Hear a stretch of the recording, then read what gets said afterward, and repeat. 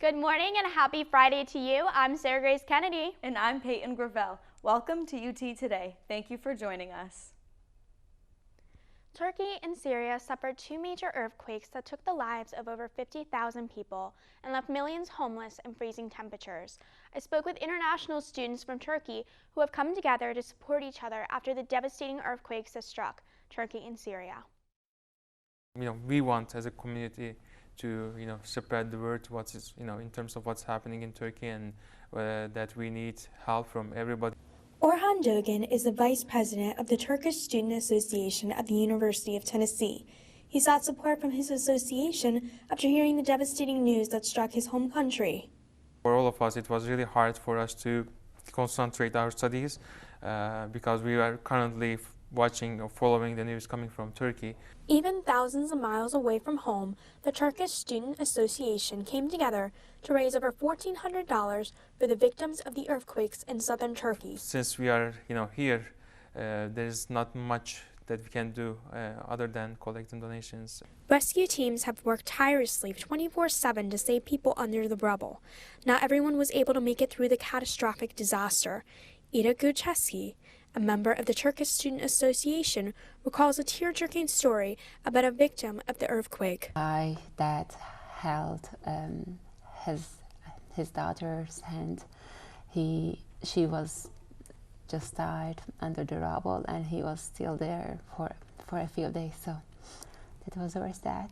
The earthquakes did not just affect the citizens of Turkey, but also the lives and hearts of international students who cannot be with their families and friends in Turkey during this time. These earthquakes are not just a temporary issue. They will impact the lives of Turkish citizens for years to come. Over 160,000 buildings have collapsed, leaving people with nowhere to go. Countries like the United States, Ukraine, China, and other European nations have extended their support and resources to Turkey during this time. In Knoxville, Sarah Grace Kennedy, UT Today. Our hearts go out to Turkey. Contact the UTK Turkish Student Association on social media to see how you can donate. It has been 1 year since the conflict in Ukraine started. Reporter Nicholas Martindale shows us how UT is showcasing their country. Markiv Lukanov is now a UT student playing violin. Well, I was born and raised in Ukraine. Markiv made a life change and moved to a new country. For me, it was hard because I left literally everything at home, my friend, my family, and I just packed my suitcase, grabbed my violin. The University of Tennessee School of Music wants to help its Ready for the World music series to shed light on the troubled country. And I think it's important for us to not just support Ukrainians, but their culture, their heritage. In Ukraine right now, they're having a very difficult story that needs to be told, it needs to be expressed. This is year 10 of the Ready for the World series. 2013, we've been holding events. We used to do it 3 times a year. Since the pandemic, we've only been doing it once a year. There are plenty of ways for people to donate.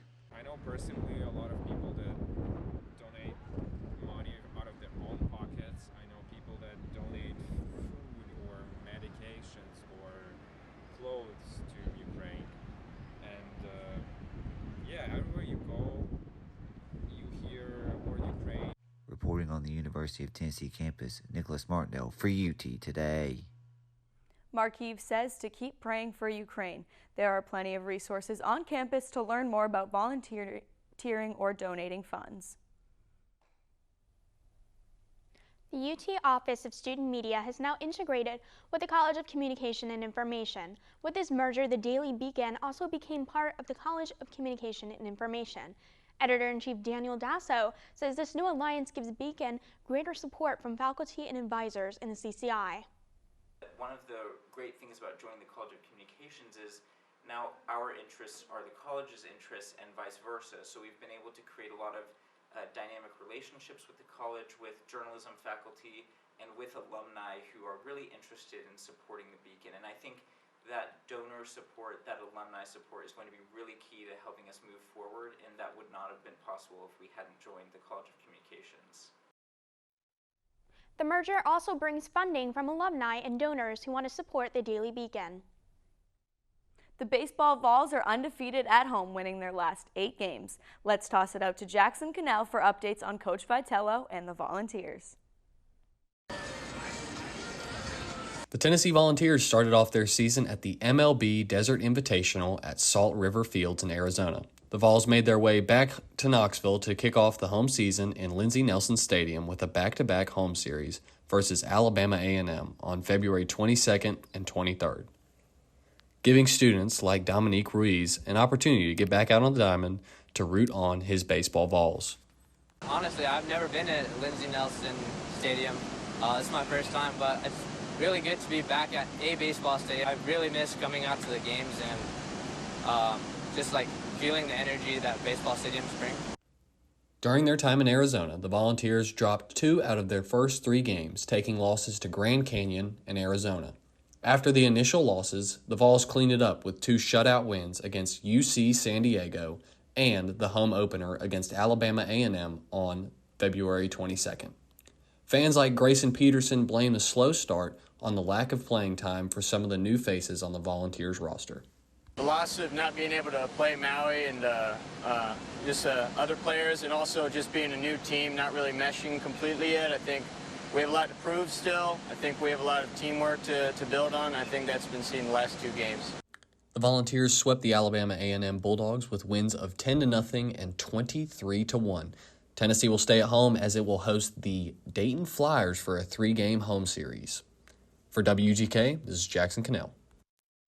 The Vols have been cruising since losing their first 2 games of the season. They will face off against Gonzaga for a 3-game home series this weekend. Coming up on UT Today, we are talking more sports. A look at how the Lady Vols are doing this season next. Basketball is over on Rocky Top. Let's go to Jessie Farley with the rundown on the Lady Vols season. The Lady Vols' last regular season home game was against South Carolina. Chloe Levering is a rock-solid sports analyst. She shares her thoughts on the season. This season, as far as I've been closely following the Lady Vols, has been for sure the most difficult schedule that I have seen them play in a really long time. Expectations were high for the Lady Vols. Preseason polls had them ranked at number 5. According to Levering, strength of schedule can't be ignored.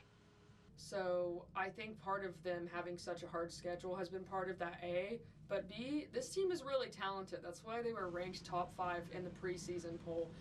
The 21-10 record of the Lady Vols has some fans calling for the job of head coach Kellie Harper. However, Levering has a different opinion. Here's the thing about Kellie Harper is people this season have suddenly changed their minds about her because she hasn't had a top 25 win. But it was only 2 years ago, South Carolina was number 2, a Kellie Harper team beat them. It was also only 2 years ago, a Kellie Harper team almost beat UConn. Levering's opinions about Kellie Harper aren't alone. Other students agree, like Elijah Wood, who wants to keep Kellie Harper as the head coach. Better keep going. The Lady Vols will continue playing in the postseason. I'm Jessie Farley, UT Today. Stay tuned for your cool weekend plans, axe throwing in downtown Knoxville. Plus, how reopening an iconic attraction in World's Fair Park is bringing visitors to Knoxville.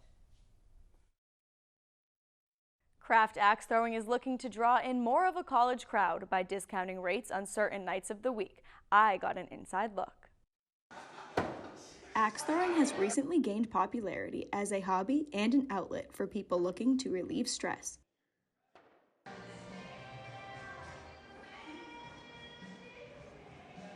Craft Axe Throwing in downtown Knoxville hosts a college night event every Wednesday. Isaiah Hensley, axe coach and front desk receptionist, is hopeful that holding this event for local college students will serve as a cheaper alternative. So with college night, we're trying to get more kids out because right now we have a lot of like middle-aged people, but we're in a college town, so we want this to be like a hot spot for students to come, not have to pay full price for everything. Like I said, we do offer alcohol and beer. Students with busy schedules deserve a break from school, and so do local customers after they leave work. Andrew Coppinger's wife surprised him and their group of friends for his birthday, renting out multiple lanes to throw axes and enjoy each other's company. Coppinger feels a good release of anger and stress while axe throwing. Just getting out and being able to do something and take your mind off stuff. Craft axe throwing serves beverages to those of age and offers more than just axes to throw, including big knives, ninja blades, and playing cards. While employees hope to bring in more college students by discounting fees every Wednesday night, there will be more opportunities for customers to get discounted rates.